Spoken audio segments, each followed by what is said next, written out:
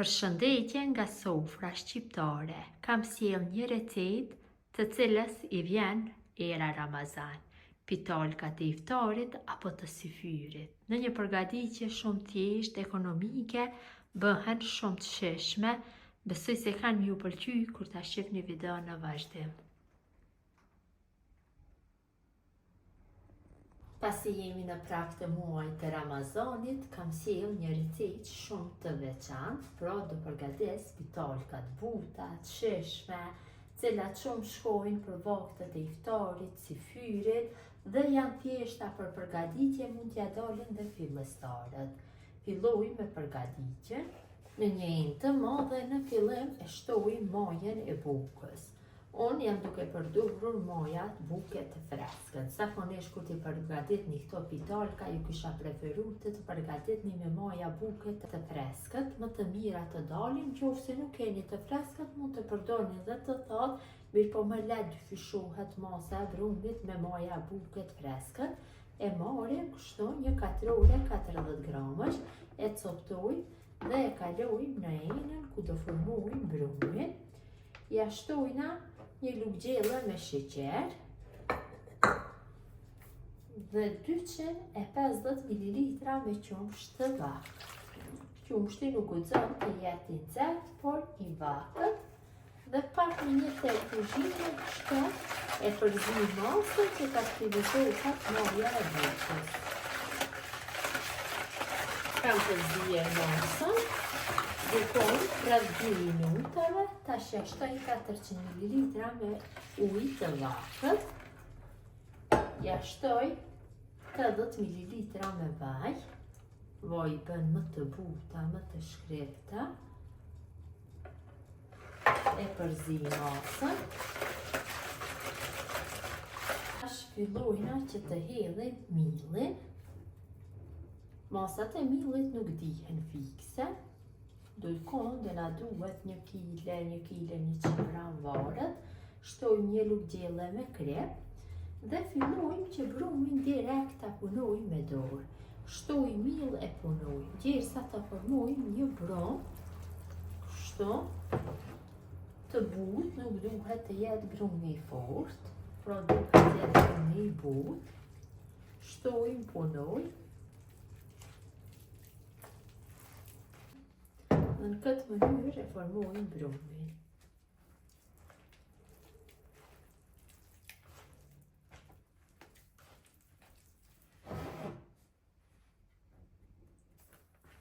Kam punuar brumin, mirë, është bërë një brum i ngjitur, mirë po kam punuar derisa gjithë pjesa e madhe e brumit është larguar nga dora.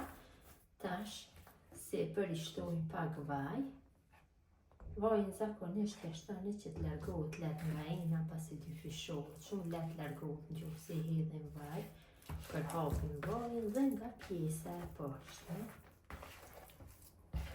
Kështu. E mbulojmë enën ku ndodhet brumi dhe e lajmë që të pushojë në ambient gradhume brumi rreth 60 minuta. Brumi është dyfishuar mjaftueshëm, është bërë një brum shumë i mirë, siç e vëreni është mbushur ena plot, largohet lehtë nga ena, hedhim mill, tavolinë pune dhe e kalojmë brumin. Ndahet fije brumi, nëse ndahet kështu fije, pitolkat do dalin shumë të mira. Tash brumin vetëm se rrokullis kështu, pak tek milli, shtoj mill nëse ka nevojë. E ngjeshi pak brumin dhe ndoj në pjesë kështu të vogla. Dikon doja baj sa një portokall një pjesë. Ju mund t'i përgatitni pitolkat më të mëdha, më të vogla varet nga dëshira juaj se si i doni. Kështu në këtë mënyrë ndojna gjithë brumin.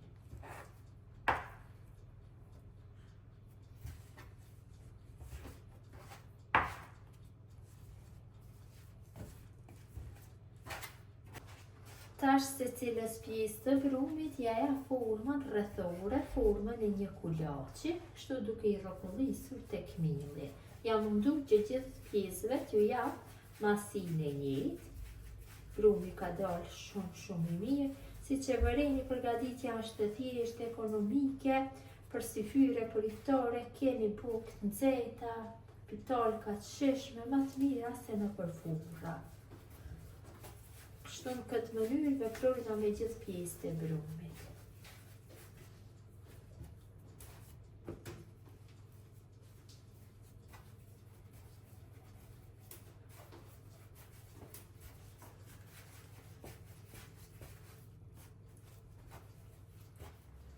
Kollet të formuar direkt i vendosim në tepsi.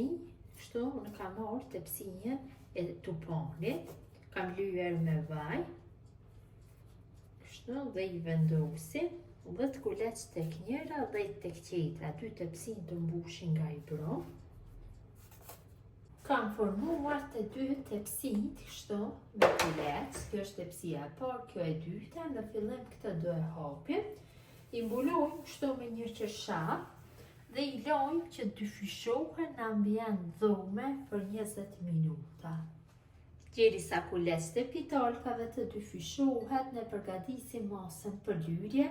Këtu kam dikon rreth 100 ml me ujë të kripur hoplla, ja shtoj një vezë dhe masën e përzij mirë kështu me një lugë, që këta të dyja të bëhen në një masë të një trajqme dhe me këtë masë i lyj pitolkat sipër.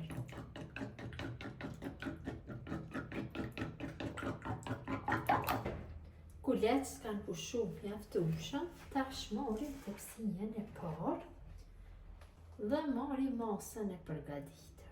Tek secili kullat shtoj një lugë nga masa e përgatitur, përhapim kështu me dorë, me gjithë sipërfaqen, dhe me majet gishtave e hapim kështu pitolkën. Kështu në këtë mënyrë veprojmë me gjithë kulleqet. Përhapim masën mirë. Kjo masë jep një ngjyrë shumë të mirë pitolkave dhe ja bën një kore më të shishme. Këtë mënyrë i përhapim, pra kam lanë hapësirë kështu në tepsi kur i kam vendosur njërën me tjetrën, sepse kur të hapim me gishta bëhet një kulaç më i gjerë, duhet ketë hapësirë. Për atë arsye, nëse i përgatitni në tepsi me shporetit elektrik, atëherë vetëm 6 copë vendosni. Në këtë mënyrë bëj lirjen e të gjithave.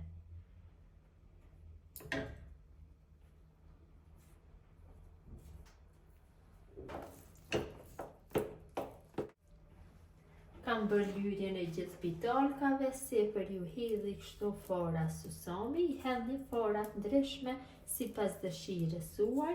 Unë do i shtoj fora susami, fora liri, fora të zeza. Do i shtoj kështu nga pak sipas dëshirës, ju mund dhe mos t'i shtoni. Vetëm se pak fora të zeza që mos t'ja prishi formën. Forin bukura, pak fora liri. Nga gjithë forat i hedhi shumë pak. Dhe pitolkat janë gati për pjekje, kam nxjerrë tuponin në temperaturë 200 gradë dhe në temperaturë do pjeki rreth 15 minuta. Derisa tepsia e parë është në pjekje, ne përgatisim tepsinjen e dytë, bëjmë lyrjen ashtu sikurse tepsinjë së parë me masën e përgatitur. Shtoj nga një lugë, përhapim kështu dhe me majet gishta bëj shtypje. Këtë mënyrë veprojmë të gjitha. Tepsinjen e parë e kam larguar nga furra, e mbuloj kështu me qershaf që të zbuten dhe të ftohen pitolkat. Njëkohësisht derisa të ftohet tepsia e parë, do bëj pjekjen e tepsisë së dytë.